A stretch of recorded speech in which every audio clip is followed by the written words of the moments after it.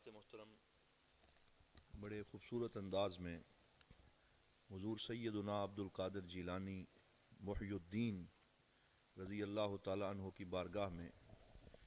منقبت پیش کی جا رہی تھی، اور بہت خوبصورت بزم سجی ہوئی ہے جو تصوف سیمینار کے نام سے حضور سیدنا غوث العظم رضی اللہ تعالیٰ عنہ کی 11ویں شریف کی مناسبت سے یہ وہ حسین روایت ہے جو حضور ضیاء الامت رحمۃ اللہ تعالیٰ علیہ کے دور ہمایوں سے لے کے جاری و ساری ہے۔ اور مجھے آج بھی وہ منظر یاد ہے کہ بالکل ہم چھوٹا سا میں بھی تھا یہاں پہ جب حفظ قرآن کرتے تھے، تو اسی سٹیج کے اوپر 11ویں شریف کے پروگرام میں حضور ضیاء الامت رحمۃ اللہ تعالیٰ علیہ کو صدارت فرماتے ہوئے دیکھا، اور آج آپ کے لخت جگر، نور نظر، عکس جمال کرم، تصویر حضور ضیاء الامت حضرت قبلہ ڈاکٹر ابو الحسن محمد شاہ صاحب الازہری زیدہ مجدہ جلوہ فرما ہے۔ اللہ تعالیٰ آستانہ علیہ بیرا شریف کی ان رونقوں کو اسی طرح سدا بہار رکھے۔ جتنے مہمانان گرامی تشریف لائے، بیرا شریف کے ہمارے معززین وہ بھی جلوہ فرما ہیں، اساتذہ کرام جلوہ فرما ہیں، باہر سے جو مہمان تشریف لائے سب کے شکر گزار ہیں۔ اور اس تصوف سیمینار کا مقصد یہ بھی ہے کہ ہم جیسا کہ ابھی ہمارے اس استاد صاحب حضور شیخ الحدیث و تفسیر حضرت قبلہ پیر سید محمد اقبال شاہ صاحب گیلانی دامت برکاتہم القدسیہ، جو خود اہل بیت اطہار کے چشم و چراغ ہیں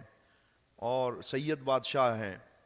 اور سچے سچے سید اور عالم دین ہیں، اور اللہ تعالیٰ نے ان کو ساری نسبتیں عطا فرما رکھی ہیں، تو آپ نے اپنی زبان فیض ترجمان سے جو خوبصورت گفتگو فرمائی اور تصوف کی مبادیات اور اصولوں کا بیان فرمایا، تو اس کا مقصد یہی ہے کہ ہمارے طلباء اور جہاں تک ہماری آواز جا رہی ہے اس دور میں یہ بتایا جائے کہ حقیقی تصوف کیا ہے، اور ایک طرف وہ لوگ جو تصوف کے اوپر حملہ کرتے ہوئے سرے سے اس کا انکار کرتے ہیں اور تصوف کے وجود کے قائل نہیں ہیں اور صوفیاء پہ پھبتیاں کستے ہیں اور جملے بازی کرتے ہیں اور چند نام نہاد متصوفین کی وجہ سے حقیقی صوفیاء کرام کا بھی انکار کرتے ہیں، انہیں یہ اجاگر کروایا جائے کہ اگر کسی شعبے کے اندر چند بہروپیے گھس آئیں تو اس کی وجہ سے اصل لوگوں کا انکار کرنے سے انسان خود مارا جاتا ہے، اور وہ اس زمرے میں آ جاتا ہے جس کے بارے میں سرکار مدینہ صلی اللہ علیہ وسلم نے فرمایا کہ اللہ فرماتا ہے حدیث قدسی میں، من عاد لی ولیا فقد آذنتہ بالحرب، کہ جو میرے کسی ولی سے دشمنی کرتا ہے میں رب ہو کے اس سے اعلان جنگ کرتا ہوں۔ تو جس کا اللہ سے اعلان جنگ ہو جائے پھر اس کے بچنے کا کوئی امکان باقی نہیں رہتا۔ تو ایک تو ان کے اعتراضات کا جواب دینے کے لیے علمی تیاری ضروری ہے، یہ بالکل ایک شارٹ بات کر کے میں اپنے جو خصوصی ہمارے مقرر ہیں میں ان سے گزارش کرنے لگا ہوں کہ ایک تو ہمیں یہ تیاری کرنی ہے، آج کے اس تصوف سیمینار سے یہ پیغام لے کے جانا ہے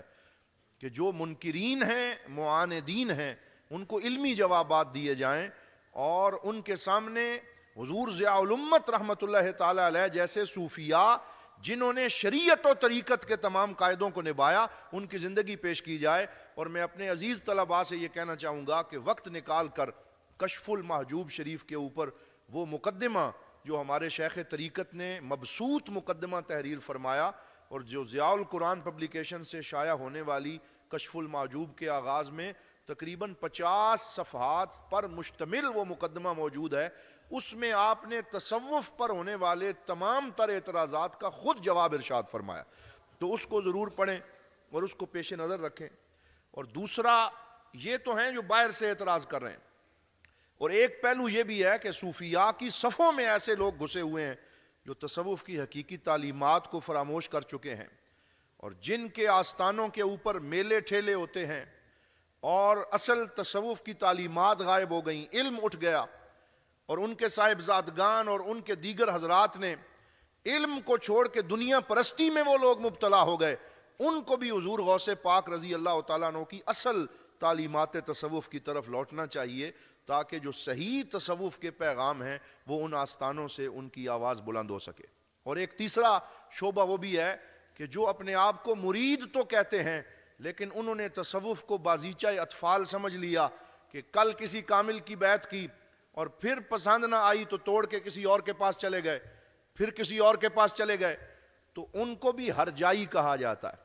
اور ہرجائی جو ہے وہ چاہے حقیقت میں ہو یا مجاز میں ہو، اس کی گنجائش نہیں ہوتی. اور میں کہیں پڑھ رہا تھا کہ اللہ رب العزت نے یہ جو ارشاد فرمایا وَأَوْفُوا بِالْعَهْدِ إِنَّ الْعَهْدَ كَانَ مَسْئُولًا، کہ وعدہ پورا کرو، تم سے وعدوں کے بارے میں سوال کیا جائے گا. تو صوفیاء فرماتے ہیں یہ بیعت بھی ایک وعدہ ہوتا ہے. جب آپ اپنے شیخ طریقت کے ہاتھ میں ہاتھ دیتے ہیں، ایک وعدہ کرتے ہیں کہ اس کے ساتھ اس وفا کو نبھائیں گے. اور پھر 2 دن گزرنے کے بعد پھر کسی نے تھوڑا سا کوئی رنگ دکھایا اور پھر اپنے شیخ کو اور اپنے آستانے کو چھوڑ کے بھاگ گیا. کوئی سیال شریف کی بیعت توڑ کر، کوئی گولڑا شریف کی بیعت توڑ کر، کوئی سلطان باہو کی فیض. اور بیعت توڑنی ہے اگر تو اس کے لیے بتایا گیا ہے کہ کہیں کوئی ایسا نعوذ باللہ کوئی کفر و شرک ہو جائے، کوئی جو ہے وہ فسق معلن یا اعلانیہ طور پہ کوئی ایسے معاملات ہو جائیں جو شریعت کے خلاف ہوں، پھر تو کوئی گنجائش بنتی ہے. لیکن جو کاملین کے آستانے ہیں